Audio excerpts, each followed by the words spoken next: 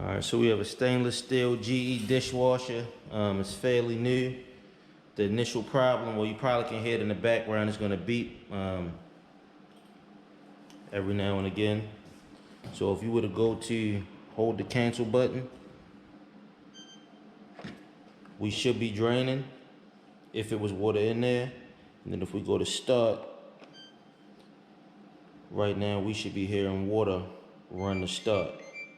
And that beeping is saying something's not right. So my first guess would be the easiest thing first is to go after the door switch, which I did go after the door switch.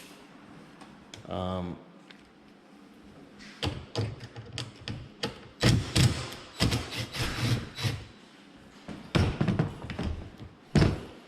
I went after the door switch,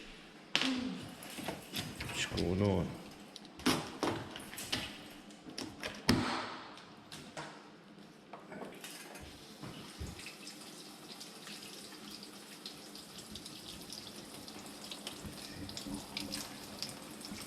It's all good.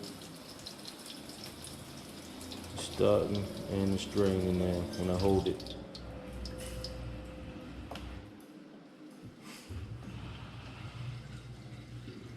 And to find our permanent fix, we about to figure that out in like 2 seconds. Back to the solution to this thing is, it is hit or miss. We done tried 2 door switches. Both of them give me the same thing. So it's hit or miss with this plate. It's almost like it's a small adjustment that needs to be made.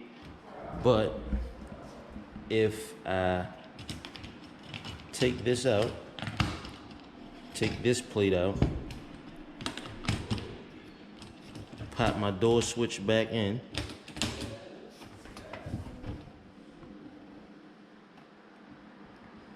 pop my door switch back in. Let's see if I can get a screw.